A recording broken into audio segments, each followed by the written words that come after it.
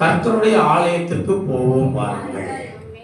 இந்த வார்த்தையை பைபிள்ல நீங்க எங்க பார்த்திருக்கிறீங்க, எங்க படிச்சிருக்கிறீங்க? யாருக்காவது தெரியுமா? இன்னைக்கு நம்ம சபையில, இந்த புதுவாழ்வு ஏலிம் சபையில ஏப்ரல் மாதம் 4வது ஞாயிற்றுக்கிழமை 26ஆம் தேதி இன்னைக்கு கொடுக்கப்படுகிற கர்த்தருடைய வார்த்தையின் தலைப்பு, பரிசுத்த ஆவியானவர் நம்மோடு கூட பேச போற காரியம், கர்த்தருடைய ஆலயத்திற்கு போவோம் வாருங்கள். எனக்கு அருமையான தேவ பிள்ளையே, நல்லா கவனிங்க. கர்த்தருடைய ஆலயம், சபை, திருச்சபை ஒரு கிறிஸ்தவனுக்கு, ஒரு கிறிஸ்தவர்களுக்கு எவ்வளவு முக்கியம் என்பதை வேதம் நமக்கு கற்றுக் கொடுக்கிறது என்றுதான் இன்றைக்கு பார்க்க போகிறோம். கிறிஸ்தவனாய் வாழ்கிறோம், சிலர் கிறிஸ்தவக்குள்ளும் வாழ்கிறோம், சிலர் கிறிஸ்தவர்களாய் இருந்தும் உலகத்துக்குள்ளும் வாழ்கிறார்கள். வேதம் அறிந்தவர்களாயும் சிலர் இருக்கிறார்கள், வேதத்தை அறியாத கிறிஸ்தவர்களும் அநேகர் இருக்கிறார்கள். வேதத்தை அறிந்தவர்களும் தவறுகிறார்கள், வேதத்தை அறியாதவர்களும் தவறுகிறார்கள். நான் பேசுகிறது உங்களுக்கு புரியுதா? வேதத்தை அறிந்தவர்களும் தவறுகிறார்கள், வேதத்தை அறியாதவர்களும் தவறி கொண்டிருக்கிறார்கள் இருக்கிறார்கள். சத்தியத்தையும் அறிவீர்கள், சத்தியம் உங்களை விடுதலையாக்கும். வசனத்தை நாம் அறிகிறது மட்டுமல்ல, சத்தியத்தை கேட்கிறவர்களாய் மாத்திரமல்ல, சத்திய வசனங்களை, பரிசுத்த வேதாகமத்தை வாசிக்கிறவர்களாய் மாத்திரமல்ல, அதன்படி வழி நடக்கிறவர்களாய், அதன்படி செய்கிறவர்களாய், கை கொண்டு வாழ்கிறவர்களாய் நாம் இருக்க வேண்டும் என்றுதான் வேதம் நமக்கு கற்றுக் கொடுக்குது. அதுதான் பைபிள் வசனம் சொல்லி, இந்த தீர்க்க தரிசன புத்தகத்தில் எழுதியிருக்கிறவைகளை வாசிக்கிறவர்களும் கேட்கிறவர்களும் கை கொள்ளுகிறவர்களுமே பாக்கியவான்கள் என்று வெளிப்படுத்தின விசேஷத்துல நாம வாசிக்கிறோம். ஒன்று, அருமையான தேவ பிள்ளைகளே, கர்த்தருடைய ஆலயத்திற்கு போவோம் வாருங்கள். சங்கீதம் 122ஆம் சங்கீதத்தில் 1வது வசனத்தில் இந்த வார்த்தையை நாம் பார்க்கிறோம். கர்த்தருடைய ஆலயத்திற்கு போவோம் வாருங்கள் என்று எனக்கு அவர்கள் சொன்னபோது மகிழ்ச்சியாக இருந்தேன். கர்த்தருடைய ஆலயத்திற்கு வாங்க போலாம் அப்படின்னு சொன்னாலே தாவீது அண்ணன் சொல்றாரு, அவருக்கு சந்தோஷம் வந்துருமா. எங்க கூப்பிட்டாலும் அவருக்கு சந்தோஷம் வராது, வேற எங்க போனாலும் அந்த மகிழ்ச்சி இருக்காது அவருக்கு. ஆனா அவருக்கு ஆலயத்துக்கு போனா ஒரு மகிழ்ச்சி வந்துடுமா. இன்னைக்கு இங்க இருக்கிறவங்களை பார்த்து கேட்கிறேன், இந்த ஒளிபெருக்கி மூலமா பார்த்து கொண்டவர்களை பார்த்து கேட்கிறேன், உங்களுக்குள்ள எத்தனை பேர் சர்ச்சைக்கு போனா சந்தோஷம் வரும், உங்களுக்கு மகிழ்ச்சியா இருக்கும் உங்க வாழ்க்கை? சர்ச்சைக்கு வரத்துக்கு எத்தனை பேருக்கு மகிழ்ச்சியா இருக்குது? நம்ம மகிழ்ச்சி இருக்கா? மகிழ்ச்சி இருக்குல்ல? சர்ச்சைக்கு வரணும்னா அவர் மகிழ்ச்சியா இருந்தாராம், சர்ச்சைக்கு போறதுதான் அவருக்கு மகிழ்ச்சியா. இன்னைக்கு நம்ம காலகட்டத்தில், இந்த நாட்களில் நம்ம ஆட்கள் எப்படி இருக்காங்க? சர்ச்சைக்கு போனா கஷ்டமாகுது. ஆமா, ஜாலிக்கு போனா சர்ச்சைக்கு போவாங்க நிறைய பேர். ஜாலிக்கு சர்ச்சைக்கு வந்த உன் ஜோலி முடிச்சிடும் பார்க்கலாம். ஹோலிக்கு தான் சர்ச்சைக்கு வரணும். அதனாலதான் இந்த சர்வீஸ் பேர் என்ன சர்வீஸ்? ஹோலி சர்வீஸ். ஹோலி சர்வீஸுக்கு ஹோலியா தான் வரணுமே தவிர ஜாலியெல்லாம் வரக்கூடாது. நல்லது இல்லப்பா, அவர் தர வார்த்தை தான், நான் எழுதிலாம் வச்சு பேசுறது இல்லை. இது சர்வீஸ் பேரு ஹோலி சர்வீஸ், பரிசுத்த ஆராதனை. பரிசுத்த ஆராதனைக்கு பரிசுத்தமா வரணும், ஹோலி சர்வீஸுக்கு ஹோலியா தான் இருக்கணும், ஹோலியா வரணும். நிறைய பேர் ஜாலியா சர்ச்சைக்கு போறது ஒரு ஜாலி. என்ன ஜாலி? சும்மா டைம் பாஸ். டைம் பாஸ்லாம் சர்ச்சைக்கு வராத. ஆமா, வாழ்க்கையில பாஸ் பண்ண முடியாது. ஆண்டவருக்குள்ள நீ பாஸ் பண்ணனா, ஆண்டவருக்குள்ள சர்ச்சைக்கு வர்றதுல அப்புறம் சர்ச்சைக்கு போறது சனிக்கிழமை நைட்டே ஆயத்தமாயிடுவாங்க நிறைய பேர். நாளைக்கு சர்ச்சைக்கு போனோம், எல்லாம் எடுத்து வச்சுக்கோமா, ரெடி பண்ணி ட்ரெஸ் எல்லாம் நல்லா ரெடி ஆயத்தமா சனிக்கிழமை இரவே ஆயத்தமாயிடுவாங்க. அவங்க கரெக்டா நேரத்துக்கு சர்ச்சையில் இருப்பாங்க. சனிக்கிழமை தான் நைட், சனிக்கிழமை நைட்டு நாளைக்கு ஞாயிற்றுக்கிழமையான கேட்கறவங்கலாம் ஆயத்தம் பாருங்க கிடையாது. இன்னைக்கு என்ன கிழமைன்னே தெரியாது நிறைய பேருக்கு. அப்படிலாம் நிறைய பேர் வாழ்றாங்க வாழ்க்கை. தேதி தெரியாது, டேட்டு தெரியாம, கிழமை தெரியாம என்ன வாழ்க்கை வாழ்றோம் ஆண்டவருடைய பிள்ளைகள். கர்த்தருடைய ஆலயத்திற்கு போவோம் வாருங்கள். இன்னைக்கு நிறைய பேருக்கு சர்ச்சைக்கு போக கஷ்டமா இருக்குது. சர்ச்சைக்கு வர்றதுக்கு முழு மனது இல்லை, சர்ச்சைக்கு போறதுக்கான இன்ட்ரெஸ்ட், அந்த ஒரு ஆர்வம் இல்லை, வாஞ்சை இல்லை. யாரெல்லாம் ஆர்வமா வாஞ்சையா சர்ச்சைக்கு வராங்களோ அவங்க வாழ்க்கையெல்லாம் ஆசீர்வாதமா இருக்கும். சர்ச்சைக்கு வரவங்க வாழ்க்கை ஆசீர்வாதமா இருக்குங்க. சர்ச்சைக்கு வரவங்க ஆசீர்வாதமா இருப்பாங்க. ஆண்டவரை தேடி ஆலயத்துக்கு போறவங்க, திருச்சபைக்கு வாஞ்சிக்கிறவங்க ஆசீர்வாதமா இருப்பாங்க. உண்மையா நேசிச்சு வாஞ்சிட்டு போறாங்க பாருங்க, உங்க வாழ்க்கையெல்லாம் உண்மையிலே ஆசீர்வாதமா இருக்கும். சந்தோஷம் இருக்கும், மகிழ்ச்சி இருக்கும், எதை குறிச்சும் கவலைப்பட மாட்டாங்க. அவங்க கர்த்தர் அவங்களோட கூட இருப்பார். அதனால அவர் சொல்ற இந்த ஞாயிற்றுக்கிழமை ஆராதனைக்கு பேரே பரிசுத்த ஓய்வு நாள். ஏசாயால சொல்லும்போது சொல்ற இதை எப்படிப்பட்ட நாளா கருதணும்னு சொல்ற, மனமகிழ்ச்சி நாளா என்னணும். இது மனமகிழ்ச்சி நாள், இது கர்த்தருடைய ஆலயத்துக்கு போற நாள், ஞாயிற்றுக்கிழமை நாள் ஓய்வு நாளாய் நமக்கு கொடுக்கப்பட்டிருக்கிறது. அதுவும் இதை தேவன் பைபிள்ல நமக்கு எப்படிப்பட்ட நாள், பரிசுத்த ஓய்வு நாளா நமக்கு கொடுத்திருக்கிறாரு. இந்த பரிசுத்த நாளாகிய இந்த ஓய்வு நாள்ல நாம அவரை தான் ஆராதிக்க வரணுமே தவிர நமக்கு இஷ்டமான வேலைகளையோ நமக்கு சொந்தமான பேச்சையோ பேசிட்டு இருக்கிற நாள் அல்ல.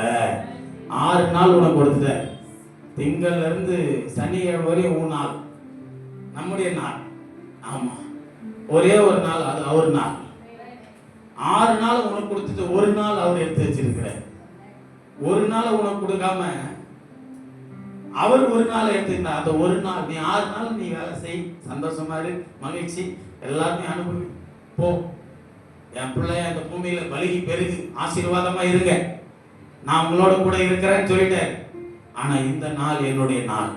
எங்க சுத்தினாலும் என்ன பண்ணாலும் இந்த நாள்ல என் சமூகத்துக்கு வந்துரு, என் சமூகத்துல வந்து ஆராதி, என்னை மகிமைப்படுத்து, உன்னை இந்த பூமியில எல்லா இடங்களிலும் மகிமையில சிறந்திருக்க செய்வேன் ஆண்டவர் சொல்றேன். அப்போ ஞாயிற்றுக்கிழமை நாள்னாலே நிறைய பேர் கஷ்டம். இன்னும் கூட பாருங்க, நிறைய பேர் இல்லை, பாதியில எடுத்து போயிடுறாங்க. ஆமா,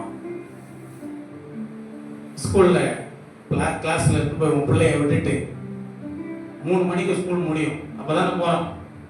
இடையில 11 மணிக்கு கூட்டின்னு வந்துடுறாங்க. அனுப்புவாங்களா இல்லை கூட்டு நீ தான் போவியா? வேலை செஞ்சுட்டே இருந்துட்டு கம்பெனியில் போய் வேலைக்கு போகிறேன். வேலைக்கு போகிற இடத்துல காலையிலேருந்து மதியம் சாயந்தரம் வரையும் வேலை. ஆஃபீஸில் போய் உட்காந்துட்டு வேலை செஞ்சுக்கிட்டே இருந்துட்டு சரி இவ்வளோ போதும் எனக்கு செஞ்சது அப்படின்னு சொல்லி எழுந்து வந்துடுறேன். வெளியே வர முடியுமா? வேலையை விட்டு தூக்கிடுவான், உடனே சம்பளத்தையும் கட் பண்ணிடுவான். உன் பிள்ளைங்க ஸ்கூல்ல இருந்து டிசி கொடுத்தா நீ வீட்லயே வச்சுக்க, உன் பிள்ளைய அனுப்பிச்சிடுவான். அதெல்லாம் பண்ண முடியாது நமக்கு. சர்ச்சில் இருந்து மட்டும் பாதியில போயிடலாம். ஏன்னா இது கேட்பாரு, ஆண்டவர் தான் இருக்கிறார், அவர் இறங்கி வந்து கேட்கிற பயம் இல்லை. ஆலயத்தின் நாள்ல, ஞாயிற்றுக்கிழமை நாள்ல சமூகத்துல, தேவ சமூகத்தில் இருக்கணுங்க. தரிசனம் பண்ணி பாருங்களேன். வாழ்நாளெல்லாம் உங்களை பலப்படுத்துறவர் தானே. நாளெல்லாம் நடத்துற தெய்வம் பலவீனத்தில் நம்ம இந்த ஜீவனே போயிடுமா? அப்படி விட்டுருவார் ஆண்டவர். ஆனா நம்ம பலவீனத்தை கூட பண்றோம். அந்த பலவீனத்துல ஞாயிற்றுக்கிழமை நாள் கூட பார்க்காம நம்ம போயிடுறோம் விட்டுட்டு. யோசனை பண்ணி பாருங்க. எவ்வளவு பலவீனம் இருந்தாலும், எத்தனை சரீரத்துல வியாதி போராட்டம் இருந்தாலும், ஞாயிற்றுக்கிழமை ஆராதனை. ஒரு ஊழியக்காரரு பலவீனமாகி சர்ச்சில் படுத்துட்டு வீடியோ பார்த்தீங்களா? ஒரு வீடியோ வந்து பார்த்தீங்களா? படுத்துட்டு ஆராதனை நடத்துறாரு. வீட்டில் போய் பெட்டில் படுத்துக்கல, எந்த பெட்டில் படுத்த வச்சோ அந்த ஸ்ட்ரக்சரில் அவனை வச்சு கொண்டு சர்ச்சில் வச்சு என்னை சர்ச்சை கூப்பிட்டு போனார். நிறைய பேர் சர்ச்சில் பலவீனத்தோடு வந்து ஆராதிப்பாங்க. ஸ்ட்ரக்சரில் வந்து வீல் சேர் எடுத்து அவங்க உட்காந்து அதில் உட்கார வச்சாவது என்ன ஆராதனை கொண்டு போனாங்க. அதான் ஆண்டவர் மேலே வச்சிருக்கிற ஒரு நம்பிக்கை. அந்த ஜீவன் நிச்சயமா பரலோக ராஜ்யத்தில் பங்கடையும். ஆலயத்தை வாஞ்சிக்கிற பிள்ளைகளா இருக்கிறோமா? ஞாயிற்றுக்கிழமை ஆராதனையை நாம் வாஞ்சிக்கிறோமா? ஞாயிற்றுக்கிழமை ஆராதனைக்கு போறதுனால என்ன பயன், என்ன பலன்? இது கட்டளை, தேவனுடைய கட்டளை கீழ்ப்படுகிறோம். ஒண்ணு, கட்டளை கீழ்ப்படுகிறோம் தேவனுடைய. யாரெல்லாம் ஞாயிற்றுக்கிழமை ஆராதனை எதுக்கும் முக்கியத்துவம் கொடுக்கூடாதுங்க. ஆண்டவருடைய நாள் ஞாயிற்றுக்கிழமை யாருக்கும் முக்கியத்துவம் கொடுக்காத. இந்த நாள்ல இயேசுக்கு மட்டும்தான் நீ முக்கியத்துவம் கொடுக்கணும். அப்படி இருக்கணும். ஊழியம் நல்லா கவனிங்க. ஃபர்ஸ்ட் முதல்ல ஆலயத்துல நமக்கு இருக்கிற மகிமை. இன்னைக்கு ஞாயிற்றுக்கிழமை நாளை குறித்து பைபிள் நமக்கு சொல்ற இடம் ஏசாயா 58 அதிகாரத்துல 13-14 வசனங்களை பார்த்தீங்கன்னா எவ்வளவு அழகா தெளிவா சொல்றாரு பாருங்க. இப்படிலாம் நம்ம இருக்கிறோமா அப்படின்னு கொஞ்சம் யோசனை பண்ணி பார்த்தா அதுல ஒரு 25% கூட நம்ம ஆட்கள் யாரும் கிடையாது.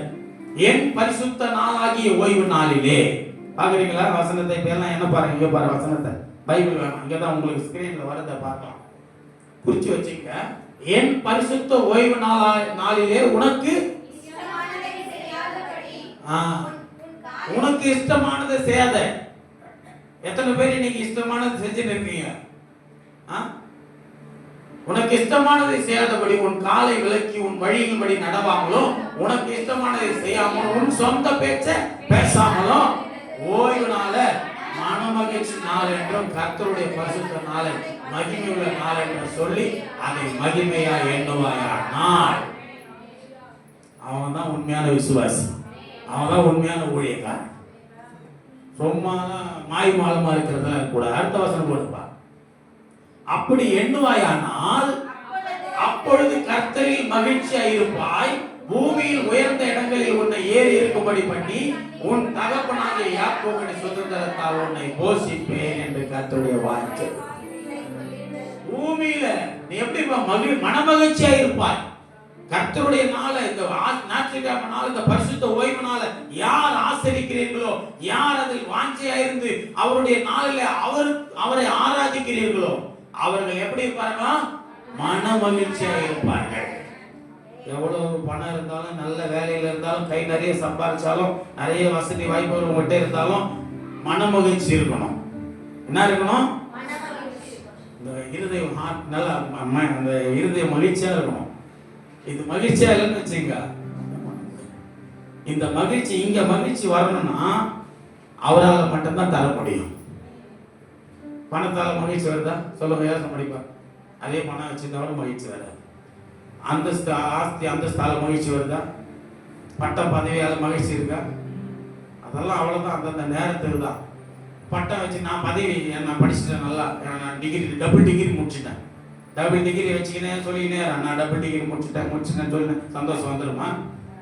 அந்த டபுள் டிகிரி முடிக்க உனக்கு உதவி செஞ்சாரு, உனக்கு பலன் தந்தாரு, உன்னை வழி நடத்தினாரு, ஞானத்தை கொடுத்தாரு, அறிவு கொடுத்தாரு, படிப்புல திறமையை கொடுத்தாரு, அந்த படிப்பு கொடுத்து அதுக்கேற்ற வேலையை கொடுத்தாரு. அவரை மகிமைப்படுத்தினா மகிழ்ச்சி வரும். அவரை மகிமைப்படுத்தினா மகிழ்ச்சி வரும். ஆடி மேய்ச்சிருந்தவனை தூக்கி அரசனாக்கி வச்சாரு. அந்த அரசனான பிற்பாடு கூட அவனுக்கு மகிழ்ச்சி எங்க இருந்துதான்? ஆலயத்துல தான் இருந்துச்சு. ராஜாவுக்கே மகிழ்ச்சி எங்க இருந்தது? ஆலயத்துலயா? ராஜாவுக்கே ஆலயத்துல தான் மகிழ்ச்சின்றாரு. நமக்குலாம் யோசனை பண்ணிப்பார். நம்ம ராஜாவே கிடையாது, நம்ம பூஜா. அவர் ராஜாவுக்கே மகிழ்ச்சி ஆலயத்துல தான். ஆமா, நீ ஆண்டவருடைய ஆலயத்துல மகிழ்ச்சியை தேடு. நீ ராஜாதி ராஜாவுடைய பிள்ளைய ராஜா மாதிரி வச்சிருப்பார் ஆண்டவர் உன்னை. அல்லேலூயா. அப்போ மன மகிழ்ச்சியா இருப்ப. பூமியின் உயர்ந்த இடங்களில் உன்னை ஏறி இருக்கும்படி பண்ணி உன் தகப்பனுக்கு கொடுத்த வாக்கு தத்தத்தெல்லாம் நீ சுதந்தரிச்சுக்குவேன். உனக்கு சொல்லப்பட்ட வாக்கு தத்தெல்லாம் உன் மேல வந்து பலிக்கும். ஆண்டவர் ஆசீர்வதிப்பார். நம்ம சர்ச்சி வாக்கு தத்தத்தை, நமக்கு இந்த வருஷம் கொடுத்த வாக்கு தத்தத்தை பாருங்க அழகா. இந்த உன்னோட கூட இருக்கிற ஜனங்கள் எல்லாரும் கர்த்தருடைய செய்கையை காண்பார்கள். உண்மையிலே செய்யறாங்க, பாக்குறாங்க. என் கூட இருக்க ஜனங்கள்லாம் என்கிட்ட கர்த்தருடைய செயல்களை பார்க்கறது மட்டும் இல்ல, அவர் சொல்றாரு உன்னோட கூட இருந்து நான் செய்யும் காரியம் பயங்கரமா இருக்கும்.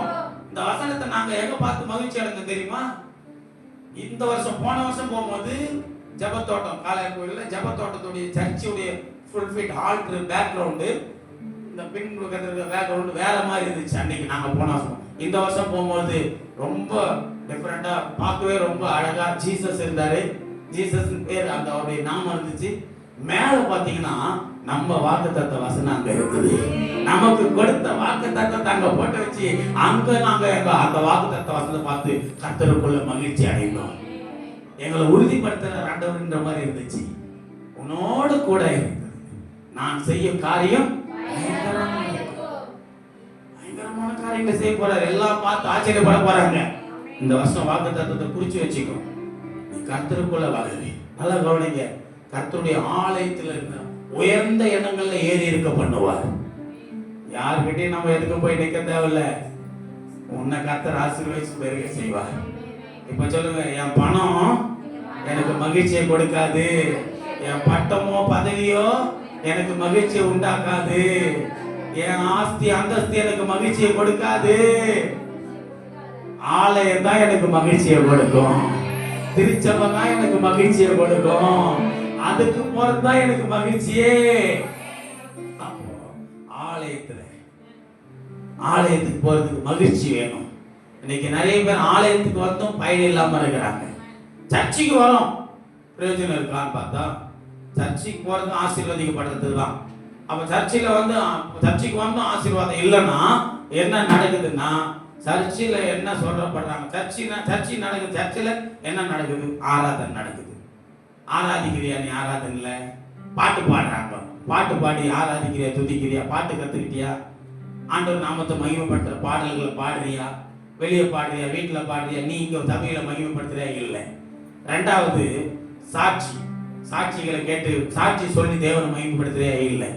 மூணாவது, கர்த்தருடைய வார்த்தை, வசனத்தை கேட்கிறோமா?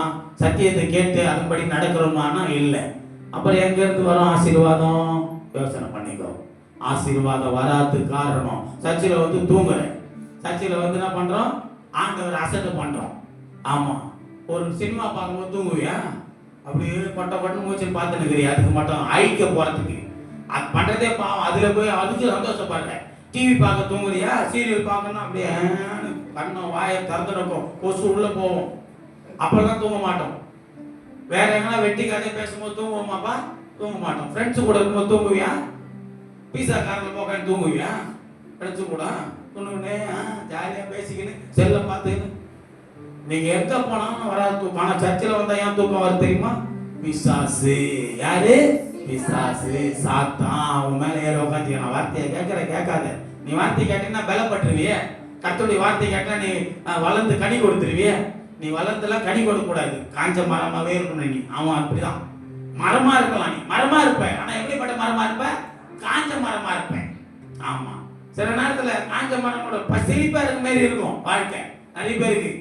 நான் நல்லா தான் இருக்கிறேன், யாரும் இல்லைன்னு சொன்னா கனிக்குதா? மரம் நல்லா இருக்குது. இயேசு கிறிஸ்து அதெல்லாம் பார்த்தாரு ஒரு இடத்துல. இயேசு கிறிஸ்து வாழ்ந்த காலத்துல ஒரு சம்பவம் இருக்கு. பசி உண்டாயிட்டு, பசி எடுத்த உடனே இயேசு கிறிஸ்து யார் என்ன கேட்டா தருவாங்கல்ல அவர். ஆனா அவர் என்ன செய்யறாரு பாருங்க, இதெல்லாம் எக்ஸாம்பிள் தேடுறாரு, பாக்குறாரு. பசி எடுக்குது, எதனா பழங்கள் சாப்பிடலாமா? பழ மரம் எதனா கனி மரம் இருக்குதா பாக்குறேன். ஒரு தூரத்துல ஒரு அத்தி மரம் பார்த்துட்டேன். அங்க ஒரு அத்தி மரம் இருக்கு. அந்த அத்தி மரத்துல அத்தி பழம் இருக்கும். பார்க்கவே மரம் செழிப்பா இருக்குது, பச்சை பசேல்னு செழிப்பா இருக்குது, நல்ல பெரிய மரமாகுது. அங்க நிச்சயமா அத்தி பழம் கிடைக்கும், சாப்பிட்டுலாம் சொல்லி ஆண்டவர் ஆவலா போறாரு. ஆவலா போய் கிட்ட போய் பார்த்தா மரம் பெருசா இருக்குது, பச்சை பசேல்னு செழிப்பா இருக்குது. ஆனா என்ன இல்ல? கனி இல்ல. கனி இல்லாதனால இயேசு கிறிஸ்து வெறுப்பு வந்துருச்சு. மேலுக்கு பச்சை பசேல், நானும் கிறிஸ்டின், நானும் சர்ச்சைக்கு போறேன், நானும் ஆண்டவரை தேடுறேன், நானும் பைபிள் தூக்கிட்டு போறேன். மேலுக்கு தான் எல்லாமே. இந்த பைபிளால உனக்கு பயன் உண்டா? சர்ச்சைக்கு போறதுனால பயன் இருக்கா? எதுவுமே இல்லை. பார்த்தா செழிப்பு, கிறிஸ்டின் கிறிஸ்தவன் செழிப்பு காட்டுறது, பல உள்ள ஒண்ணுமே இல்லை. பார்த்தாரு, ஒன்னும் இல்லாத கனி இல்லாத உனக்கு எதுக்கு இந்த அழகு, இந்த ஆடம்பரம்?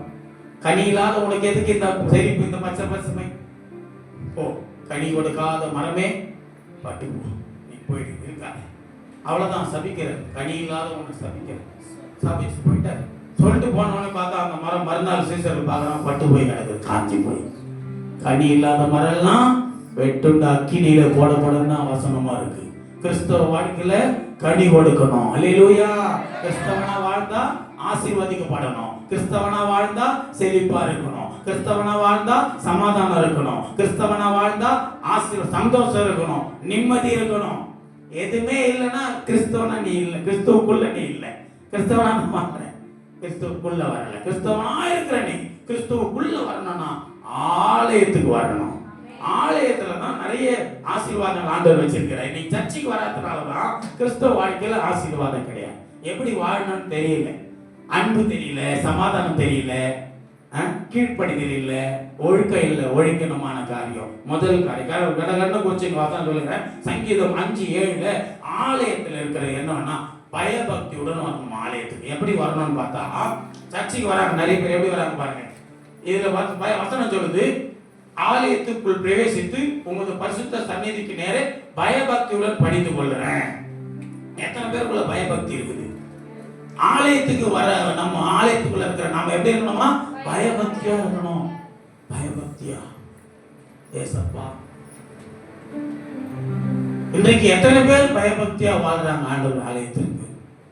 சர்ச்சி சபைக்குள்ள நான் நிக்கிறேன். நான் சபையில தேவனை ஆராதிக்க வந்திருக்கிறேன். அவர் பரிசுத்தமுள்ள தெய்வம். அவர் எனக்காக ரத்தம் சிந்தி ஜீவனையே தந்த தெய்வம். அன்புள்ள தெய்வத்தை ஆராதிக்க வந்திருக்கிறேன். பயபக்தி இருக்குதா? யோசனை பண்ணிப்பாரு. சிந்தையில அசட்டை பண்றோம், இருதயத்துல அசட்டை பண்றோம், பொல்லாத நினைவுகள். சர்ச்சில் பயபக்தி இல்லை. ஆமா, சபையில என்னென்னவோ நடக்குது. செல்போனை வச்சுட்டு படுத்துட்டு இருக்கிறோம் சபையில. சர்ச்சை எப்படா முடியும்னு சர்ச்சில் உட்கார்ந்து இருக்கிறது.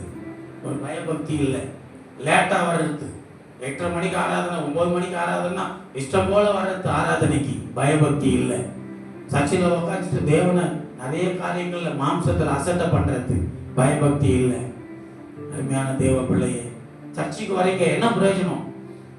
ஜெபம் பண்ண தெரியணும், பாட்டு பாட தெரியணும், பைபிள் படிக்க தெரியணும், வசனம். உனக்கு இருக்கிற தாழ்ந்த நீ வீணாக்கிறாத.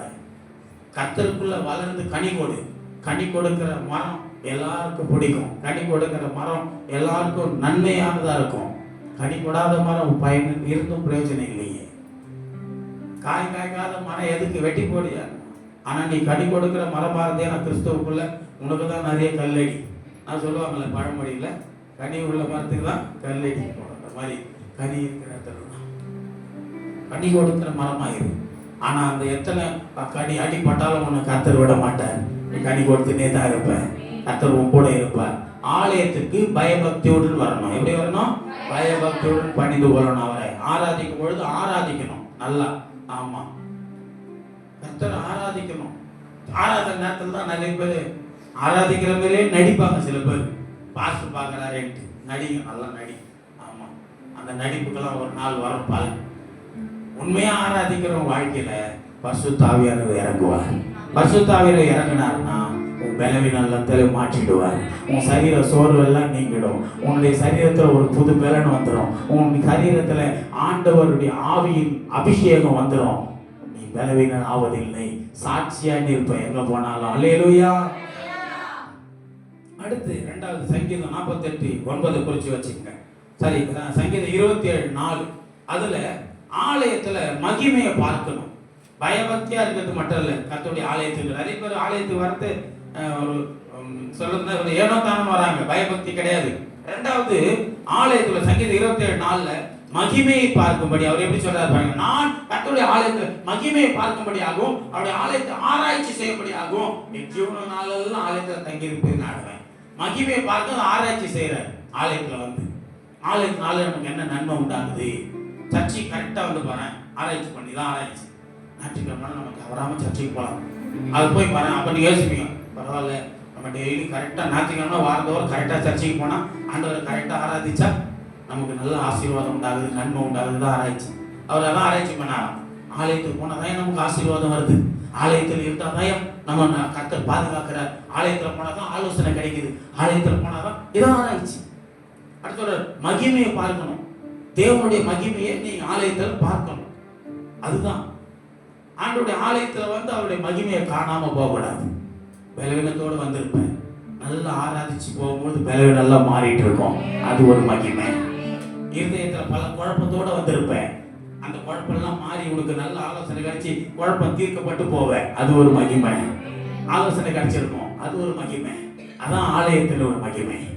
அப்ப 2வது மகிமையை பார்க்கணும், ஆராய்ச்சி செய்யணும். ஆலயத்தால நமக்கு என்ன நன்மைன்றத சிந்திக்கணும். அடுத்த சொல்ற 3வது சிந்திக்க வைக்கிறார் பாருங்க. எதை சிந்திக்கணுமா? 48:9 சங்கீதம் 48:9 சொல்றாரு, உமது ஆலயத்திலிருந்து கிருபையை சிந்தித்துக் கொண்டிருக்கிறோம். என்ன சிந்தித்தோம்? நிறைய பேரு கிருபையை போக்கடிக்கிறது தான் சிந்திச்சிருக்கிறாங்க. உங்கள் கிருபையை போக்கடிக்காதீர்கள் வசனம் இருக்குது. நிறைய பேர் கிருபை இருக்கிற கிருபையை போக வச்சிருவாங்க சர்ச்சில் வந்து உட்காந்து. சர்ச்சில் உட்காந்து வீணான சிந்தனை, தேவையில்லாத காரியம் இதெல்லாம் தூக்கி போட்டு வசனம் சொல்லுது. அவர் சொல்றாரு, உமது ஆலயத்தின் நடுவிலே உமது கிருபையை சிந்திக்கிறோம். கிருபைன்னா அது அடுத்த கிருபை. இன்னும் நான் எப்படி ஆண்டவர் பயன்பட போறேன், இன்னும் கர்த்தர் என் குடும்பத்தை எப்படி நடத்த போறேன், என் பிள்ளைகளை எப்படி நடத்த போறாரோ ஆண்டவரே என் பிள்ளைகளை நீங்க நடத்துங்க. கிருபையை சிந்திக்கணும். இன்னைக்கு நான் இப்படி இருக்கிறேன், என் பிள்ளைகளும் பல தலைமுறைகளும் ஆவிக்குரிய பிள்ளைகளா வாழணும். கிருபை, உங்க கிருபை எனக்கு இன்னும் அதிகமாக, என் மேல இருக்கிற கிருபை என் பிள்ளை மேல இருக்கணும். நீங்க எனக்கு தந்த கிருபை என் பிள்ளைங்க தாங்க. இயேசு கிறிஸ்து தான் கிருபை. அவருக்குள்ள நீ நிலைச்சிருக்கிற வாழ்க்கை வாழி கிருபையை சிந்தித்துக் கொண்டிருக்கிற அனுபவம். ஆலயத்துல வந்து கிருபையை சிந்திக்கிறது. இங்க உட்காந்துக்கிட்டு ஐயோ வேற மூடி வச்சனா மூடாம வந்தனா தெரியல, உனக்கு என்ன துண்டுறமா, மீன் கறி இதெல்லாம் சிந்தில ஓடும் வானா அப்படின்னு சொன்னேன். பாசிட்டிவ்ல லேட்டாக பிடிப்பாரு தெரிஞ்சுருந்தா சமைச்சு வச்சுட்டு வந்திருப்பேன். வீட்டுக்கு போனால் இந்த மனுஷன் வேற நம்மளை அப்பயே சொன்னால காலையிலே ஒன்று செஞ்சு வச்சுட்டு வாங்கிட்டு இப்போ வந்து பாரு லேட்டாக முடிச்சு நீ தச்சு லேட்டாக பஸ் எழுது நான் பண்ணுறது. இப்போ சண்டை போட்டுக்கிற நேரத்தில் கொஞ்சம் யோசிக்கணும். என்ன யோசிக்கலாம், சரி டக்கு நல்ல பூசலாம், நீ சச்சு லேட்டாக முடிச்சு வீட்டில் போய் சமைக்க லேட்டாக இருந்தேன் ஆமா நீங்கள் போயிட்டு வீட்டுக்கு வந்துடுறேன். பின்னாடி டக்குன்னு ஒரு 2 பிரியாணி குடிச்சுன்னு வந்துடுறேன், வாங்க சாப்பிட்றேன் நல்லா காய்ச்சி. அப்போ சண்டே வராது, செலவு வராது. பாஸ் நல்ல ஐடியா சொல்கிறாரு. பெண்கள்லாம் இப்போ யோசிப்பீங்க வேணாம், அதுக்கு என்னப்பா நான் சொல்லி கொடுக்கல, அவங்க சொல்கிறது அதே மாதிரி பிரியாணி பால் பண்ணுறாதீங்க சொல்கிறேன். அப்போ நான் அது ஒரு யோசனை. வாரத்து என்னைக்கு ஒரு நாள் தான் நடக்குது, இதெல்லாம் எல்லா நாளும் நடக்கலையே, எல்லா வாரமும் நடக்கலையே. அப்போ என்ன பண்ணோம், ஒரு நம்ம தான் யோசிக்கணும். கிருபையை சிந்தித்து கொண்டிரு. ஆலயத்துல தேவனுடைய பிள்ளைகள் எது நன்மையான யோசிக்கிற காரியம். அடுத்து என்ன சொல்றேன், 4வது கர்மா ஆலயத்துல என்ன, வேற எதையும் யோசித்து உட்காரக்கூடாது. கிருபை நல்லதே நடக்கட்டும். சங்கீதம் 92:13 பாத்தீங்கன்னா, ஆலயத்தில் இருக்கிற நீங்க நாட்டப்பட்டவர்களா இருக்கணுமா. ஆமா, நாட்டப்பட்டவர்கள் என்ன, கர்த்தருடைய ஆலயத்தை நாட்டப்பட்டவர்கள் தேவனுடைய பிரகாரிகள் செழித்திருப்பார்கள். நாட்டப்பட்டது, நீ ஒரு செடி, நீ ஒரு மரம், நீ ஆண்டவருக்குள்ள என்ன பண்ணணும், மரம்னா நட்டு தானே வைக்கணும். ஆமா, தூக்கி போட வந்துடுமா, செடியை நட்டு தானே வைக்கணும். இந்த வளரு செடியை தூக்கி போட்டு போய் அது எப்படி வளரும், அதை நட்டு அதை பராமரிப்பு. ஆலயத்துல நீ யாரா இருக்கணும், நாட்டப்படணும். நீ நாட்டப்பட்ட ஒரு மரமா இருந்தீங்கன்னா, ஒலிவ மரமோ பனையோ எதிர் மரமோ திராட்சை செடியோ எதுவாரு உன்னை ஆண்டவர், நீ நாட்டப்படம். நாட்டப்பட்டாதான் ஆலயத்துல நீ வளர்ந்து ஓங்கி வளர்ந்து கனி கொடுப்பாய், ஓங்கி வளர்வாய், செழித்திருப்பாய். உடைய ஆலயத்தில் நாட்டப்பட்டவர்கள் தூணா நாட்டப்பட்டு நிற்கணும். நாணலை போல வாழ்க்கை இருக்கக்கூடாது. நாணல் பார்த்துக்கிறீங்களா, பெரிய புல் வகையை சேர்ந்தது. இதெல்லாம் போனீங்கன்னா அந்த பைபாஸ் சைடில் போய் பெரிய பெரிய ஏரி வரங்கள்லாம். ஆமாம், நேற்று நாங்கள் போகும்போது தான் பார்த்தோம். அந்த மதுராஸ் சைட்லாம் அந்த நாணல் நிறைய வளர்ந்தது. அந்த பெரிய கோர புல்லுன்னுவாங்க, பெருசாக இருக்கும், பாயசம் யூஸ் பண்ணுவாங்க. அது அப்படியே வளருது. நல்லா வெயிட்டாக ஒரு காற்று அடிச்சுன்னு வச்சிங்களேன், அந்த நாணல்லாம் பார்த்தீங்கன்னா அப்படியே சரலுன்னு அந்த காற்று எப்படி அடிக்குதோ அதுக்கு அந்த மாதிரி படுக்காது. அப்படி படுத்துக்கும். அழகாக இருக்குல்ல, அவன் பார்த்துக்கும். இந்த பக்கம் காற்று எப்படி படுக்கும், நல்ல வெயிட்டாக காற்றுனா ஒரே அடியாக பார்த்துக்கும். முடிஞ்சு போச்சு ஜோடி. நாணலை போல உன் வாழ்க்கை இருக்கக்கூடாது. நாட்டப்பட்ட ஒரு ஒலிவ மரமா பனையை போல இருந்தா, பனையை போல நீதிமான் பனையை போல செழிப்பான்னு தான் வசனம் இருக்குது. எப்ப நீதிமானா இருப்பாங்க. நீதிமான் யாரு, நீதிமான் விசுவாசத்துல இருக்கிறவன் தான் நீதிமான். விசுவாசனா தான் நீதிமான் பிழைப்பான். அப்ப நீ தேவனுடைய ஆலயத்துல நாட்டப்பட்ட மரமா இருக்கணும். நாட்டப்பட்டாதான் நீ அதுல நிலைத்திருக்க முடியும், அதுல கனி கொடுக்க முடியும், அது பராமரிக்கப்படும். சபையில நீ நாட்டப்பட்ட ஆண்டு சும்மா விட்டுருவாரா, இந்த பிள்ளைங்கள்லாம் சபையில நாட்டப்பட்ட பிள்ளைங்க, இதுக்கு ஆண்டு ஏற்ற உரம் கொடுப்பார், ஏற்ற தண்ணி ஊற்றுவார், ஏற்ற காரியங்களை கொடுத்து உன்னை இன்னும் பலப்படுத்தி கொண்டே இருப்பார். அல்லேலூயா. அப்போ ஆலயத்துல வேகமா பிடிச்சிடலாம் நாட்டப்பட்டவர்கள. அடுத்து 5வது 122 சங்கீதத்துல 1ஆம் வசனம் சொன்னார்ல, ஆலயத்துல மகிழ்ச்சியா இருக்கணும். அதான் ஃபர்ஸ்ட் சொன்ன வசனம் சொல்லும்போது அதுல இருக்குது வார்த்தை பாருங்க, மகிழ்ச்சியா இருக்கணும். ஆலயத்தில் இருக்கும்போது எப்படி இருக்கணும், காலையில பிள்ளைங்க வந்து அந்த பதவி பாட்டு பாடும்போது சொன்னாங்க, நிறைய பேர் மகிழ்ச்சியாவே இல்லையே, சந்தோஷமாவே இல்லையே. நாங்க பார்த்தோம் உங்க முகத்தை பார்த்தா, உங்க முகத்துல ஒரு சந்தோஷம் தோணும். என்னத்துக்கு உங்களுக்கு கவலை நான் கேட்கறேன். நிறைய பேர் கலங்குறீங்க, கவலைப்படுறீங்களே. இயேசு பிள்ளைகளை பார்த்து நான் கேட்கிறேன். இயேசு சொன்னாரு, கவலைப்படாதிருங்கள். கவலைப்படாம இருக்கிறோமா நம்மளாம், சொல்லு. உனக்கு எந்த கவலையும் இருக்காது, உனக்கு கேட்க தேவை. பவித்ரா சொல்றேம்மா உங்க பொண்ணம்மா நெரிசிய நல்லா கவனிங்க, கவலைப்படலையாமான்னா பவித்ரா பாக்குது அப்படின்னா நான் பாஸ்டர் உங்களுக்கு எந்த கவலையுமே இல்லையே. நல்லா கவனிங்க, கவலை இயேசு சொன்னார் கவலைப்படாதிருங்கள். அது இன்னொரு வார்த்தை நாளைக்காக கவலைப்படாதிருங்கள். யாராவது நாளைக்காக கவலைப்படாம இருக்கிறோமா? ஆமா, இன்னைக்கு கொடுத்தவர் நாளைக்கு கொடுப்பாருன்னு தான் விசுவாசம். இன்னைக்கு நல்லா உள்ள வாசனை பிடிக்க நல்லா பிரியாணி சாப்பிட்டே இதை நாளைக்கு தரமாட்டாரா? இன்னைக்கு உன் தேவையில சந்திச்சாரு, இன்னைக்கு உன்னை பெலனா வச்சிருக்கிறார், நாளைக்கு வச்சிருக்க மாட்டாரா? அப்புறம் ஐயோ நாளைக்கு என்ன பண்ண போறோம்னு தலையை சொல்லிடு, இப்படியே சொல்லிட்டே நல்லா நாளெல்லாம் சொல்லிட்டு இருப்பேன். நாளைக்கு என்ன பண்ண போறேன்னு நீ சொல்லியிருந்தேன்னா சொல்லிட்டே தான் இருக்கணும். நீ சொல்லணும், நாளை தினத்தை குறித்து நான் கவலைப்பட மாட்டேன், கர்த்தர் பார்த்து கொள்ளுவா. மகிழ்ச்சியா இருக்கணும். ஆலயத்தில் வர பிள்ளைங்க மகிழ்ச்சியா இருக்கும், வாழ்க்கை மகிழ்ச்சியா இருக்கும். அடுத்து ஏசாயா 2:3 சொல்றாரு, ஆலயத்துல வர பிள்ளைங்க எதிர்பார்ப்புடன் இருக்கணும், எதிர்பார்ப்போட வரணும். அடுத்து விசுவாசமா இருக்கும், எதிர்பார்ப்பும் விசுவாசமா இருக்கணும். எப்படி ஏசாயா பாருங்க, திரளான ஜனங்கள் புறப்பட்டு வந்து நாம் கர்த்தரின் பர்வதத்திற்கும் யாக்கோபின் தேவனுடைய ஆலயத்துக்கும் போவோம் வாருங்கள், அவர் தமது வழிகளை நமக்கு போதிப்பார். எதிர்பார்ப்பு சர்ச்சைக்கு வரும்போது எப்படி வரணும்? இன்னைக்கு போறேன், ஆண்டவர் எனக்கு போதி போறேன், ஆண்டவர் எனக்கு இன்னைக்கு என்ன போதிச்சு நடத்த போறாரோ அப்படி எதிர்பார்ப்போட வரணும். அவங்க சொல்றாங்க கர்த்தர் தமது வழிகளை நமக்கு போதிப்பார், அவர் பாதைகளை நடப்போம் என்பார்கள். ஏனெனில் சீயோனிலிருந்து வேதமும் எருசலேமிலிருந்து கர்த்தருடைய வசனம், பரலோகத்திலிருந்து வருது வேதம் வசனமும். இந்த பரிசுத்த வேத வார்த்தைகள் எங்கிருந்து வருது? ஆமா, பரலோகத்திலிருந்து வரதுனாலதான் நீங்க கர்த்தர் உங்களோட நல்ல காரியங்களை பேசிட்டு இருக்கிறார். ஆமா, உங்களை காமெடி பண்ணி சிரிக்க வச்சுக்கிட்டு எவன் கதையை சொல்லிட்டு போற ஊழியம் இல்லை. இது சத்திய வசனத்தை மட்டும், ஆலயத்தின் நன்மைகளை உங்களுக்கு ஆண்டவர் கொடுத்துட்டு இருக்கிறார். இந்த ஆலயத்தின் நன்மைகள் இப்போ ஏழாவது பார்க்கணும், எதிர்பார்க்கணும், விசுவாசத்துடன் இருக்கணும், விசுவாசத்தோட இருக்கணும். இந்த விசுவாசம் தான் உன்னை வசனத்துல நிலைத்திருக்கப்படும். அடுத்து வேகமா வாசிக்கணும். எரேமியா 7:2 குறிச்சு வச்சுங்க. கர்த்தருடைய வார்த்தையை கேட்கணும், கவனமா கேட்கணும். சர்ச்சில் வந்து உட்கார்ந்துட்டா போதாது, ஆலயத்துக்கு வந்துட்டோம், ஆலயத்துக்கு போயிட்டா மட்டும் போதாது, கர்த்தருடைய வார்த்தையை கேட்கணும் ஆலயத்துல. அல்லேலூயா. கர்த்தருடைய வார்த்தையை கேட்காம நீங்க உட்கார்ந்து இருக்கிறனா வேஸ்ட் லைஃப். வசனம் கேட்டாதான் பலப்பட முடியும். நாங்க நேற்று போன முந்தின நாள் காலையில் போன ஜபத்தோட்டத்துல நல்ல வார்த்தைக்கு கொடுத்தாரு எங்க அண்ணன் ஜாஸ்வரஸ்டோ. நாங்க உட்காந்து வார்த்தை கேட்டுதான் இருக்கிறோம். ரொம்ப நேரம் எந்த மீட்டிங் போனோம், எந்த கூட்டம் போனோம், வார்த்தை கேட்கணும். வார்த்தை கேட்ட உடனே ரூமுக்கு வந்து நாங்கள் ஒருத்தர் பேசிக்கிறோம். இந்த வசனம் பத்தியா நமக்கு ஆண்டவர் சொன்னார், உணர்த்தினாரு. என் மனைவி ஒரு வார்த்தை சொல்றான், பிள்ளை ஒரு வாசனம் சொல்றான், மருமகள் ஒரு வாசனம் சொல்றான். பாருங்க இந்த வார்த்தை சொல்றாருமா, அவங்க எப்படி சொன்னாங்க, ஊழியத்தை குறிச்சே பேசிடுவோம்.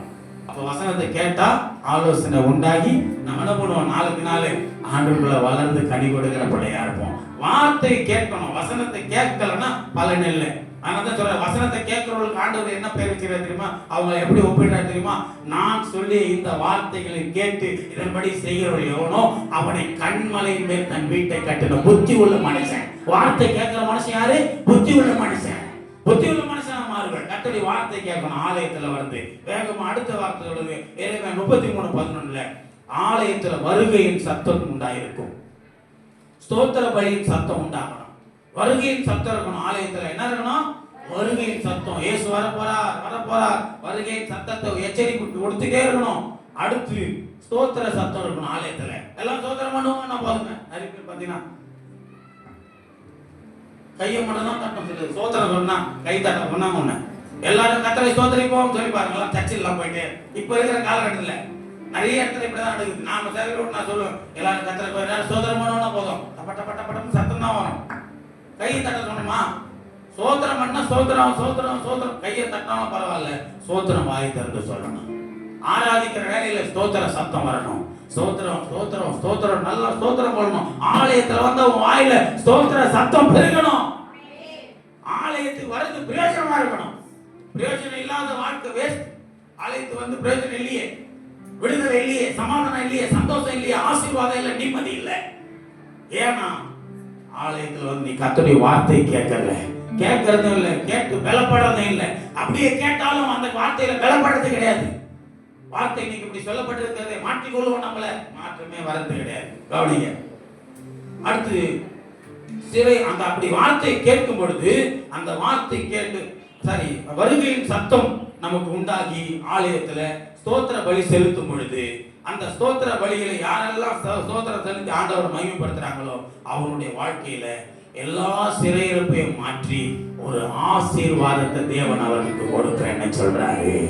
உன் வாழ்க்கையில இருக்கிற சிறையிருப்பு கட்ட காரியங்கள் எல்லாத்திலும் விடுதலை உண்டாகும். எதெல்லாம் கட்டப்பட்டிருக்கிறதோ அதெல்லாம் கட்டவிழ்க்கப்படும். ஸ்தோத்திர பலி என்னை மகிமைப்படுத்துகிறான். ஸ்தோத்திரம் செலுத்தினால கிருபை பெருகும். ஆலயத்துல வந்து அமைதியா கூட ஸ்தோத்திரம் சொல்லணும். ஆராதிக்கிற வேலையில நல்ல ஸ்தோத்திர சத்தம் கேட்கணும். வருகையின் சத்தத்தை உணரணும் ஆலயத்துல. அப்பதான் உன் சிறையிருப்பெல்லாம் மாற்றி உனக்கு விடுதலை உண்டாகி ஆசீர்வாதம் பெருகும். அடுத்த வார்த்தை ஆலயத்துல ஆகாய் 2:7-9 சொல்லப்பட்டிருக்கிறது. மகிமையினால ஆலயத்தை மூடுகிறார் கர்த்தர். அந்த மகிமையில நீ மூடப்படணும். ஆலயத்துல வந்தா நான் சொன்னேன், மகிமையை மூடணும், மகிமையை உணரணும், மகிமையை காணணும். அடுத்து சமாதானம் இருக்கும் ஆலயத்துல, மகிமை இருக்கும். ஆலயத்துல என்ன இருக்குது? மகிமை இருக்குது. ஆகாய் 2:7 சொல்லப்பட்டிருக்கிறது. 9 சொல்லப்பட்டிருக்கிறது. அவனுடைய ஆலயத்தை மகிமையினால நிரப்புவேன், நிறைய பண்ணுவேன். மகிமையை நிறைய பண்ற ஆலயத்துல நீ மகிமையை காண்றாயா? அடுத்து 9 போடுவாங்க. அதுல பாருங்க, சமாதானத்தில் ஆலயத்துல இருக்கப்பட்டவர் பாருங்க எவ்வளவு அழகா. முந்தின ஆலயத்து மகிமை பார்க்கல, பிந்தின ஆலயத்துல பெரிதா இருக்கும் என்று சேனையை கர்த்தர் சொல்லுகிறார்.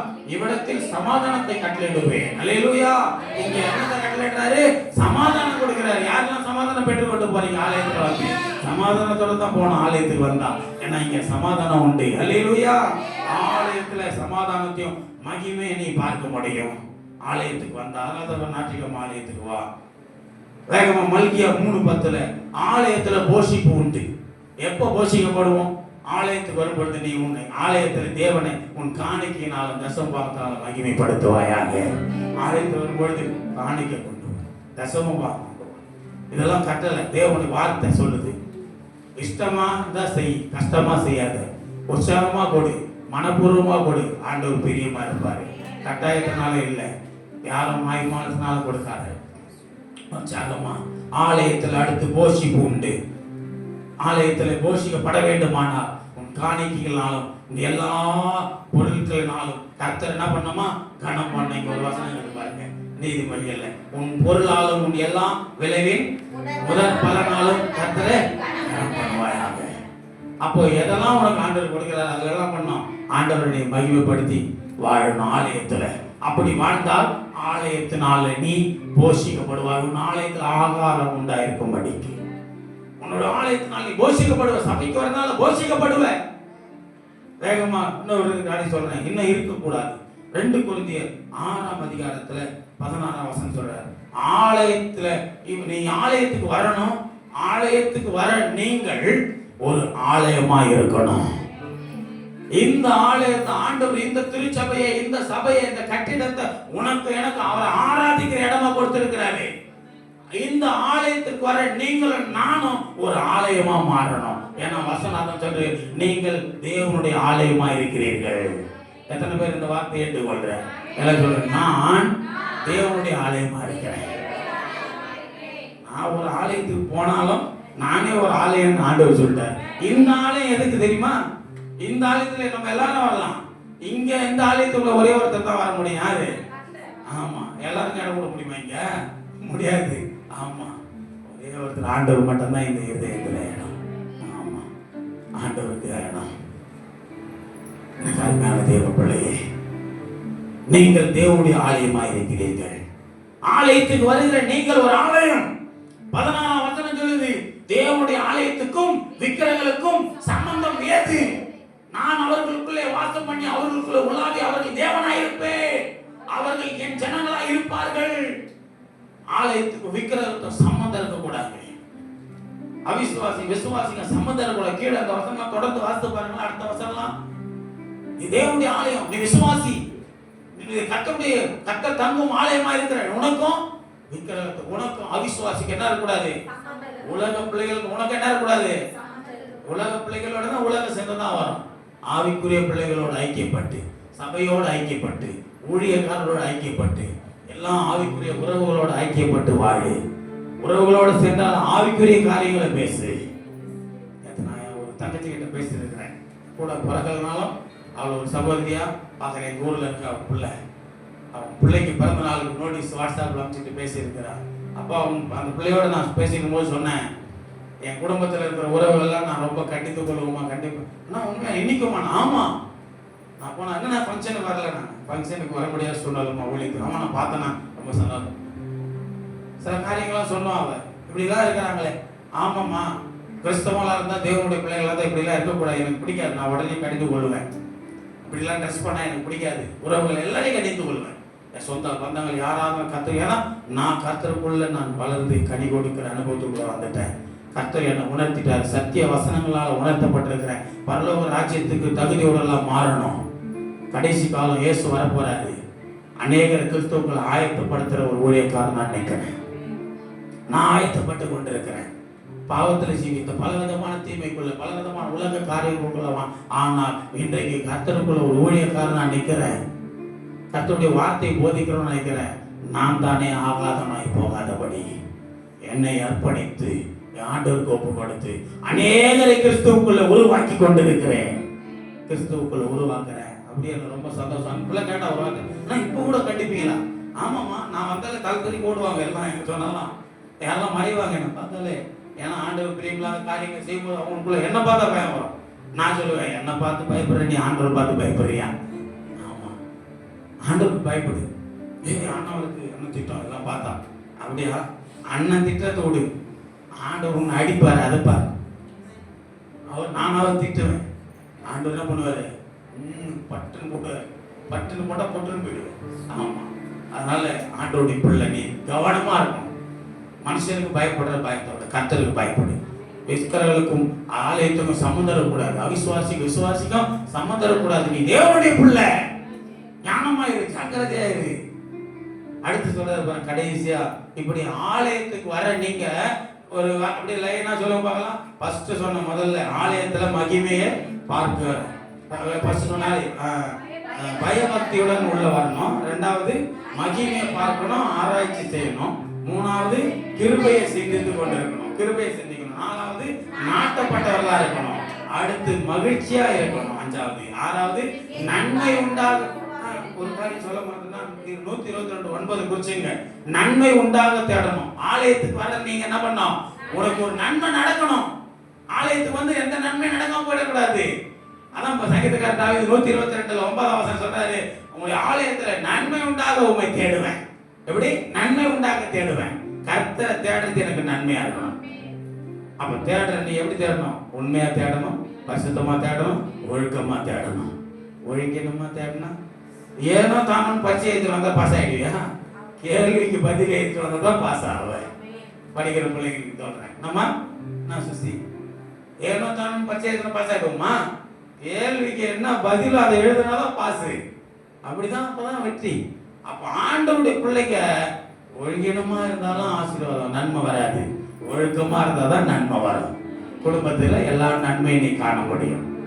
கிறிஸ்தவ குடும்பம்னா என்னையா? வீட்டுல போயிட்டு நீங்க எல்லாரும் என்ன பண்ணுங்க, இன்னைக்கு முடிச்சா 128 சங்கீதத்தை எடுத்து ஒவ்வொருத்தரும் உட்காந்து தனியா, எப்போ தனிவி போய் தனியா தியானம் பண்ண 128 சங்கீதத்தை உட்காந்து 6 வசனம் தான் அப்படியே வாசித்து பாருங்களேன். பொறுமையா நிதானமா வாசிய புருஷன்மார்கள் வாசிக்கும் போது ஏசு, ஐயோ ஓ இப்படிதான் குடும்பம் இருக்கணுமா? இதான் கிறிஸ்தவ குடும்பமா? இதான் ஆசீர்வாதமா? ஆண்டவர் கொடுக்கிற ஆசீர்வாதமா? இப்படி என் குடும்பம் இருக்குதா? நான் இப்படி வாழ்றேனா அப்படின்னு யோசிப்பேன். ஒவ்வொருத்தரும் வாசிக்கணும். வீட்டுல போய் உட்காந்து வாசிப்பீங்களா? இன்னைக்கு 128 சங்கீதம் 128 உட்காந்து பிள்ளைங்க கூட, நீ பிள்ளை கூட வாசி. வீட்டுல போய் தனியா உட்காந்து வாசித்து பாரு. ஆமா இப்படி இல்லையே என் குடும்பம், நீ யோசனை பண்ணுவேன். வாசிச்சுட்டா என்ன பண்ணுவோம்? நம்ம யோசிக்கிறோம். நான் வாசிப்பதான் சார் பரலோகத்தின் ஆசீர்வாதம் இப்படி சொல்லிக்குது, நம்ம நட எப்படி வாங்கிருக்கோம்? இதான் ஆசீர்வாதம், அதான் ஆசீர்வாதம். அல்லேலூயா. அப்ப உணர்த்திச்சு வசனம். ஓ இப்படி ஒரு கணவன் இப்படிதான் இருக்கணுமா? ஓ மனைவினா இப்படிதான் இருக்கணுமா? ஓ பிள்ளைங்கன்னா இப்படிதான் இருக்கணுமா? ஓ கிறிஸ்தவ குடும்பம்னா இப்படிதான் வாழணுமா? இப்படிதான் ஆண்டவர் வாழ வைப்பாரா? கிறிஸ்தவ குடும்பங்களை இப்படிதான் ஆண்டவர் ஆசீர்வதிப்பாரா? அப்படின்றத கற்றுக் கொடுக்க தான் வசனம். எப்படி வேணாலும் வாழணுன்ற வாழ்க்கையில கிறிஸ்தவ பைபிள் கற்றுக் கொடுக்கல. அப்போ அடுத்ததையும் குறிச்சு வச்சுங்க. 5வது 6வது காரியம் நன்மை உண்டாட்ட. 7வது தான் எதிர்பார்ப்புடன் விசுவாசத்துடன் வரணும்.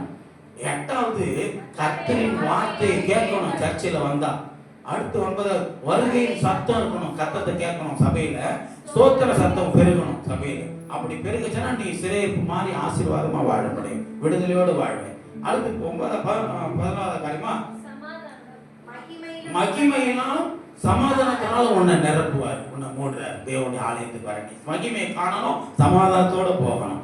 அடுத்து சொல்றாரு போஷிக்கப்படுவேன். நீ ஆலயத்தினால போஷிப்பு உண்டாகும். நீ ஆலயத்துக்கு வரும்போது உன் காணிக்கையினால் உண்ட சமாதானம், தேவனை கனம் பண்ண வேண்டும். எனக்கு அதெல்லாம் நிறைய பேர் இல்லை. கவனிக்க 2 கொரிந்தியர்ல சொன்னேன், அப்படி ஆலயத்துக்கு வர, இப்படியெல்லாம் ஆலயத்துக்கு வர நீங்களும் ஒரு ஆலயமா இருக்கணும். ஆலயமா இருக்கிற உங்களுக்கும் உலகத்துக்கும் என்ன இருக்கக்கூடாது, தரக்கூடாது.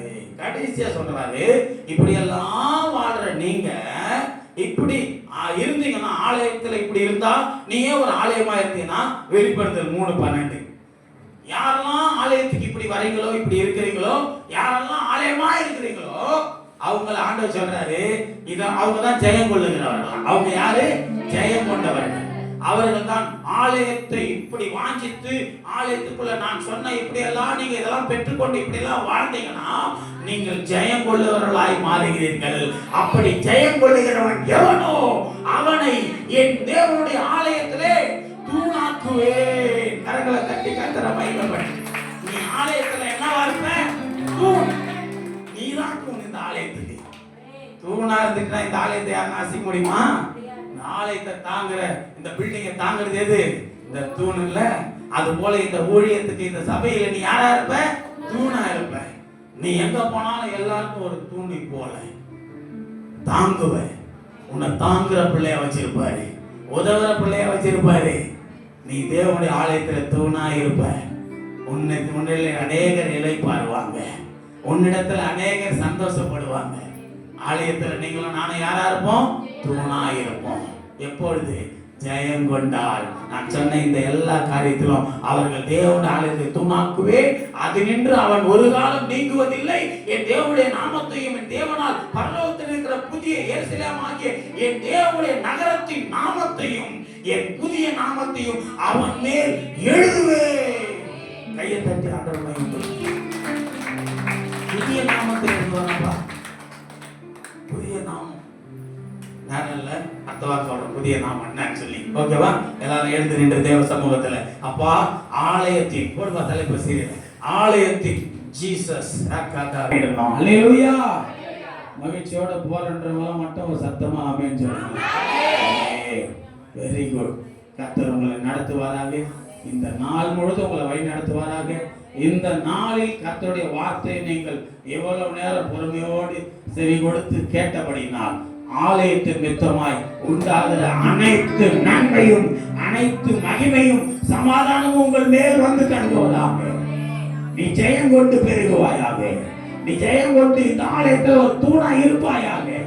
இனி நான் சர்ச்சைக்கு வர்றது அலட்சியம் பண்ண மாட்டாண்டவர். எல்லாம் ஒவ்வொரு எல்லாம் கரங்களை உயர்த்தி சொல்லுங்க, ஏசப்பா இந்த ஆலயத்துக்கு நான் இனி வாஞ்சியோடு வருவேன். ஆண்டவரே உற்சாகமா வருவேன். ஆலயத்தை வாஞ்சிப்பேன். நேரம் தவறி வர மாட்டேன். ஆண்டவரே இந்த ஆலயத்துல தூணா இருக்கணும். தூணா இருப்பேன் ஆண்டவரே. ஆலயத்தை அலட்சியம் பண்ண மாட்டேன். ஞாயிற்றுக்கிழமை நாள் கர்த்தருடைய நாள் என்று உணர்ந்தவனாய் ஆலயத்தை விட்டு வேற எங்க போக மாட்டேன். ஞாயிற்றுக்கிழமை நாள்ல எனக்கு வேற எந்த அலுவலம் வச்சுக்க மாட்டேன். எந்த காரியமும் செய்ய மாட்டேன். தேவனுடைய ஆலயத்தில் சென்று அவரை ஆராதி துதித்து அவருடைய நாமத்தை மகிமைப்படுத்துவதே நோக்கமாக இருக்கட்டும். வழி நடத்துங்கப்பா, வழி நடத்துங்க ஆண்டவரே. ஆண்டவரே இந்த நாளில் கூட இப்படியாக வந்து இந்த பரிசுத்த ஓய்வு நாள் மன மகிழ்ச்சி நாள் இன்றைக்கு நல்ல வார்த்தையை கேட்டிருக்கிறார்கள். ஆலயத்திற்கு போவோம் பாருங்கள். கர்த்தருடைய ஆலயத்தை குறித்து இன்றைக்கு தியானித்திருக்கிறோம். இன்றைக்கு தியானித்தபடியே ஆலயத்தின் நிமித்தமாய் எனக்கு நன்மை உண்டாக, நான் அநேக நன்மை அநேகருக்கு கொடுக்க கர்த்தரை என்னை வழிநடத்துங்க. இனி இந்த பிள்ளைகள் உங்களுடைய ஆலயத்தை அலட்சியப்படுத்தாதபடி நானே ஒரு ஆலயம் என்ற உணர்வையும் உண்டாக்கி கொண்டு கிறிஸ்து வாசம் பண்ணுகிற பிள்ளைகளாய் இவர்கள் வாழ்வார்களாக. காத்துக்கொள்ள பலப்படுத்தும் நாள் முழுவதும் பிள்ளைகளை வழிநடத்தி செல்லுங்க. இந்த ஏப்ரல் மாதம் முழுவதும் அந்த 4 வாரங்களை நடத்துறதுக்காக நன்றி. அடுத்த ஞாயிற்றுக்கிழமை நாங்கள் புதிய மாதத்துல 5ஆம் மாதத்தின் முதல் வாரத்தில் இருப்போம். நாங்கள் உங்களுடைய புதிய நாமத்தை தியானிக்க கர்த்தர் கிருபை செய்யும். ஆசீர்வதியை பலப்படுத்தும். இங்க இருக்கிற ஆராதனையில் பங்கேற்ற சிறு குழந்தைகள், சிறு பிள்ளைகள், வாலிபர்கள், புருஷர்கள், ஸ்திரீகள், பெரியோர்கள், வயதானவர்கள் ஒவ்வொருவரையும் கர்த்தர் பேர் பேராய் ஆசீர்வதிக்கிறாங்க. கர்த்தர் ஆசீர்வதித்து வழி நடத்துங்க. இன்று ஆண்டவரே வாலிப பிள்ளைகளோடு நாங்கள் செய்கிற ஆலோசனை, ஆண்டவரே இந்த விபிஎஸ் காரியங்கள் எல்லாவற்றையும் கர்த்தர் பொருட்படுத்திக் கொள்ளுங்க. நாளை தினத்தில் நடக்க போற எங்கள் சபையில் நடக்க போற விபிஎஸ் நிறைய பிள்ளைகள் வந்து கலந்து கொள்வார்களாக. அதை நடத்துற ஆசிரியர்களை, ஆண்டவரே அதுக்கு உதவியா இருக்கிற வாலண்டியர்ஸ் பிள்ளைகளை எல்லாரையும் கர்த்தர் ஆசீர்வதிங்கப்பா. எல்லாவற்றையும் கர்த்தர் வாய்க்க பண்ணுங்க. தேவைகளை சொன்னீங்க. கேட்டதை கேட்க மறந்த யாவை கர்த்தர் பொறுப்பெடுத்துக்கோ. இயேசு கிறிஸ்துவின் நாமத்தில் ஜெபிக்கிறேன் ஜீவனுள்ள நல்ல பிதாவே, ஆமென். அனைவரும் சேர்ந்து சொல்லுவோம். என் ஆத்துமாவே கர்த்தரை ஸ்தோத்திரி, உள்ளமே அவருடைய பரிசுத்த நாமத்தை, என் ஆத்துமாவே கர்த்தரை ஸ்தோத்திரி, அவர் செய்த சகல உபகாரங்களை மறவாதே. ஆசீர்வாதம் கர்த்தராகிய இயேசு கிறிஸ்துவின் கிருபையும் பிதாவாகிய தேவனுடைய அன்பும் பரிசுத்த ஆவியாருடைய ஐக்கியம் இன்றும் என்றும் சதா காலங்களிலும் நாம் அனைவரோடும் விசேஷமாக நம்முடைய ஊழியத்தோடும் அவர் வருகை மட்டும் இருந்து காப்பாராக. ஆமென். அல்லேலூயா, அல்லேலூயா, அல்லேலூயா. எல்லாருக்கும் ஸ்தோத்திரம். பிரதர்ஸ் அண்ட் சிஸ்டர்ஸ், ஒரு வாழ்த்து கடந்து செல்லுங்க. கர்த்தர் உங்களை ஆசீர்வதிப்பாராக. ஒரு வாழ்த்துங்க. God bless you.